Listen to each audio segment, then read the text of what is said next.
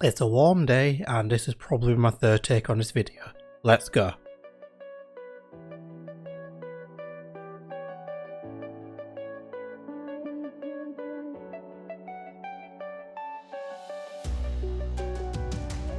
Hello everyone, cheers for tuning into my video. So this one is not a review as opposed to a experience when it comes to microphones. So if you've been watching any videos on this channel, especially where I do anything that involves my webcam or my A-cam for any sort of videos, you'll notice I've had quite a number of microphones in front of me. This is my latest iteration.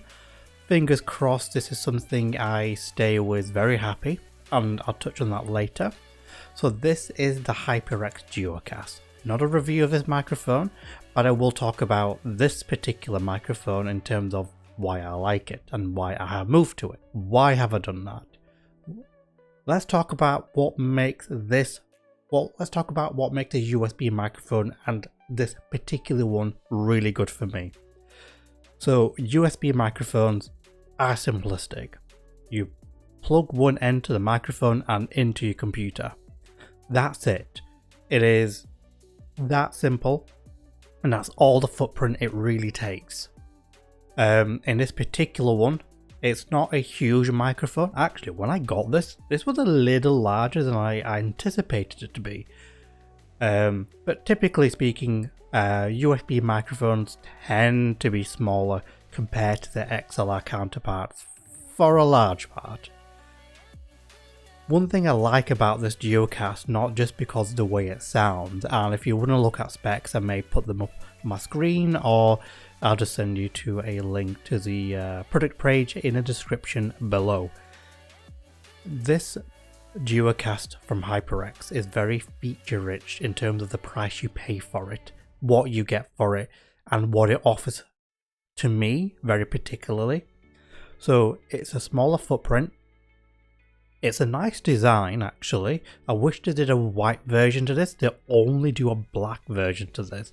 And this is something HyperX doesn't really advertise as much compared to their other microphone, either the Solocast or the Quadcast. This comes shipped and pre-attached with its shock mount. A lot of USB microphones don't really come with that, and I like the way the USB cable comes out of it, which is from the back, not the bottom, from the back, which means the sort of footprint it takes up, like in the air as such here on the Elgato LP, is way smaller. So this also comes with a acceptable, I would say, and decent job of a built-in pop filter. With XLR microphones, a large portion of them don't have a built-in pop. A lot of them don't come with a shock mount. Again, that's true for USB microphones, and they are typically larger as well. They take up more physical space. Now, in terms of the microphone I had, which was an AKG condenser microphone, the way you would plug that in was from the bottom of the microphone. So you may have the microphone lens itself, then the shock mount will take the width, and to be fair with that particular condenser, the shock mount came with it. However, trying to find a smaller shock mount for that isn't actually easy. That's a large microphone. Because another positive to USB microphones, and I think they all sound great by the way, in terms of sound quality, I'll do a sound test later between these. Typically speaking, when you get a USB microphone, that's it, you're kind of locked in. I would say that's a strong positive, because it also means the setup process is so much more simpler. It's just one cable, it's just attached to it, nothing additional to it. I mean, it has a mute function on that's capacitive, as you would be here. And it enables it just fine with another touch. I find myself willing to use it more. I'm actually doing more videos. I'm actually doing more recording takes. The hardware you need for an XLR setup is quite considerable. Obviously you need a microphone. You also need a particular cable that are for these, which are the XLR cables. All USB microphones I've discovered come with a cable. And this one actually comes with a decently length cable. I think it was like 1.5 to 2 meters. very, very usable. And I'm going into the setup. They require an incredible amount of cables coming out of them. They obviously need the XLR cable coming out. They need a USB cable attaching to your computer. I mean, if you're having an interface, and obviously you want a headphone coming out of it, and you may want speakers. I had all 4 of those, and in that PreSonus interface in particular, it had an additional cable, which was a power cable. One thing a lot of reviewers I found, as I discovered through experience, a fully connected interface has a huge footprint on your desk. XLR cables protrude massively from these devices. USB cable, you can get right angle cables, of course, all around to one device, to something on your desk. I kept thinking, what else can I do in my videos? How else can I do my game recordings for my Let's Plays? What did I want to include? I started to get ahead of myself a bit too much. And I wanted originally to have a separate camera doing a top down showing the layout, how my peripherals, how I'm playing, and not just one that's showing into my face. Aspect of setup. And I said to myself, this is too much. I'm not enjoying this. I'm not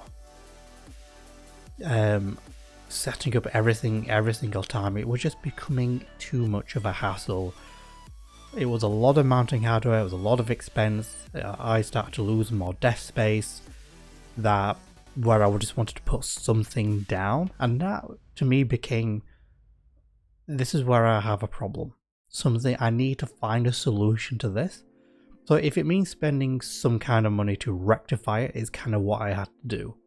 But I didn't want to spend too much, and I had to sort of bite the bullet and went, would a USB microphone solve this?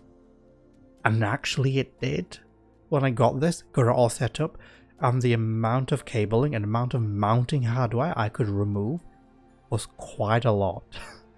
That wasn't pleasant.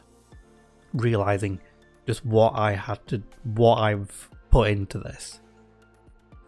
And also the sense of relief of having all of that reclaimed desk space was amazing. And yes, so that was my struggles with the XLR interface, and that's my experience with them. Hopefully if you made it this far in this video, you sort of understand what it takes to go into this. If you don't care about utilization of space, then go ahead.